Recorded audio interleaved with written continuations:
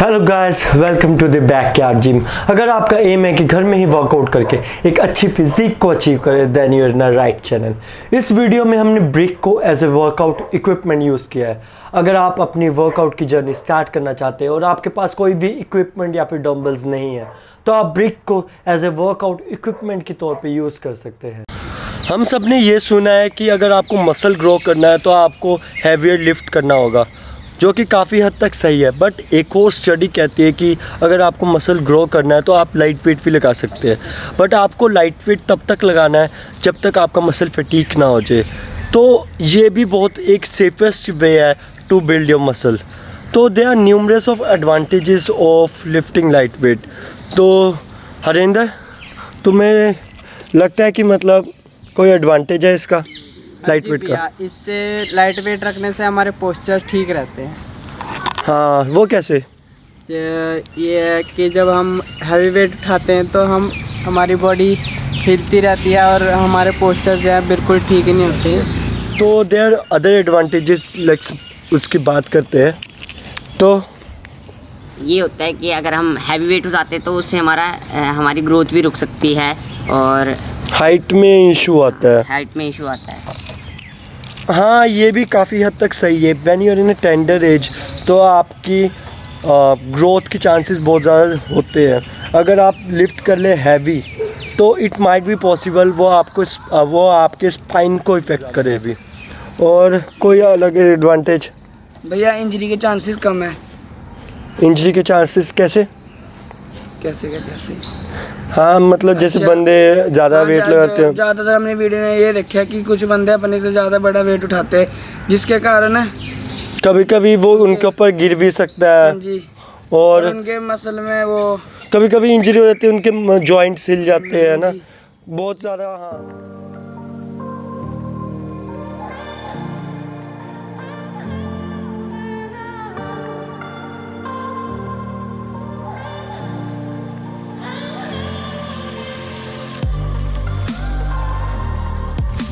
तो हम first exercise करेंगे हमारे बाइसेप्स मसल के लिए। बाइसेप्स कर्ल की एक्सरसाइज करिए, जो कि हमने ब्रिक की मदद से करी है।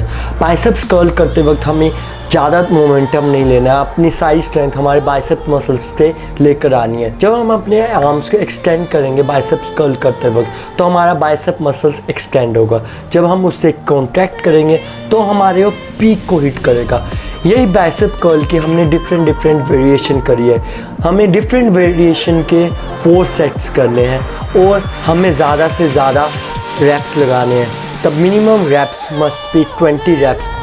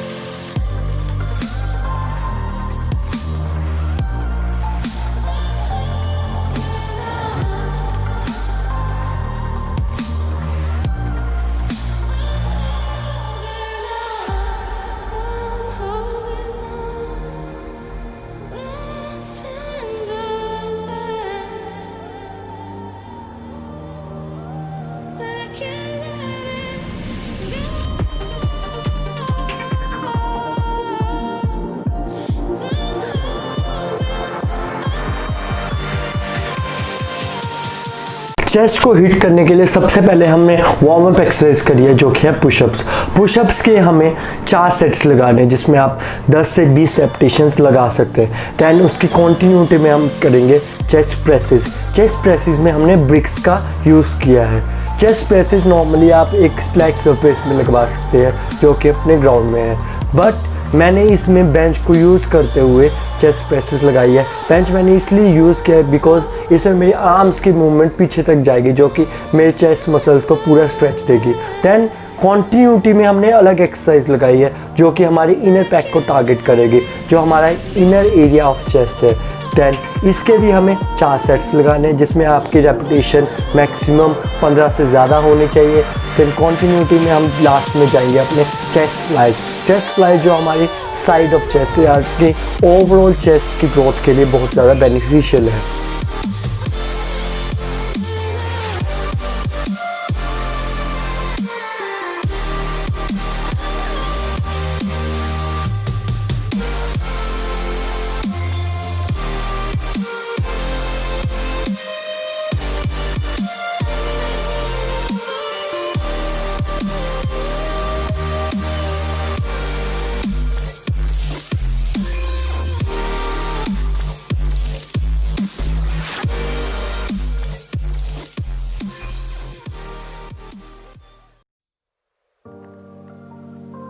हमने शोल्डर मसल्स की एक्सरसाइज के लिए भी हमने ब्रिक को यूज़ किया है, जिसमें हमने 3 चीज़ों को टारगेट किया है। हमारे फ्रंट शोल्डर, हमारे side shoulder as well as हमारे रेयर शोल्डर। हमने सबसे पहले एक्सरसाइज करी है हमने शोल्डर प्रेसेस। शोल्डर प्रेसेस में हमने डंबल्स की जगह हमारे ब्रिक को यूज़ किया, जो कि बहुत ही ज़्यादा लाइट वेट है। तो इसीलिए हमें शोल्डर प्रेसेस के लिए ज़्यादा से ज़्यादा रेपिटेशन लगाने पड़ेंगे, और हर एक रेपिटेशन में हमें फील करना होगा अपने शोल्डर मसल को। हमें सारी की सारी स्ट्रेंथ और एनर्जी अपने शोल्डर मसल से लेकर आनी है। इस एक्सरसाइज के हम 3 सेट्स करेंगे, जिसमें हम मैक्सिमम टू मैक्सिमम रैप्स लगाएंगे। देन उसके बाद हम आ जाएंगे हमारे अपने लैटरल रेजेस के, जो कि हमारे साइड ऑफ शोल्डर मसल्स की एक्सरसाइज होगी। लेटरल रेजेस में हमने अपनी सारी स्ट्रेंथ अपने लेटरल हेड मतलब अपने साइड ऑफ शोल्डर की मदद से लेकर आनी है। हमें अपने आर्म्स को सीधे रखते हुए अपने शोल्डर की मदद से अपने आर्म्स को ऊपर की तरफ लेकर जाना है, दैन स्लोली नीचे की तरफ लेकर आना है। ये एक्सरसाइज हमारे लेटरल हेड को टारगेट करेगी। देन जो कि हमारा लास्ट पार्ट है हमारा रियर डेल्ट्स। रियर डेल्ट्स के लिए हम सबसे पहले स्लाइटली बेंड हो जाएंगे, देन आर्म से ब्रिक को ऊपर की तरफ एक्सटेंड करेंगे और सारा के सारा अपना लोड अपने आएंगे और उधर थोड़ा सा उसे पोज देंगे। को फील करते हुए हमें ये एक्सरसाइज लगानी है। जितनी भी एक्सरसाइज है उसके मिनिमम हम 20 रेप्स लगाएंगे, इससे हमारा शोल्डर मसल फुली पंप हो जाएगा।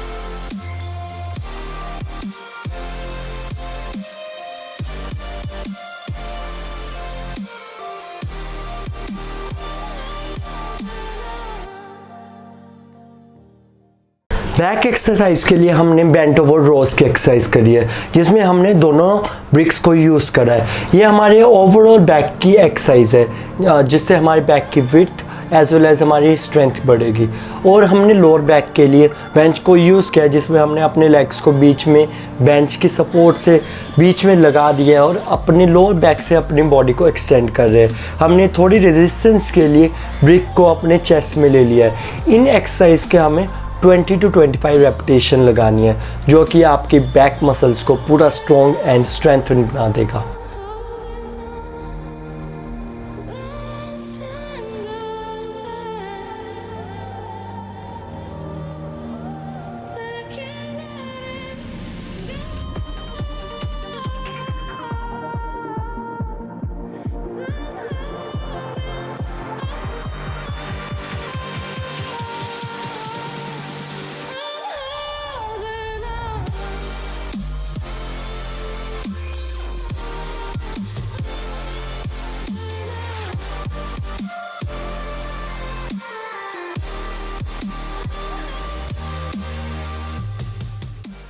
Hello hi.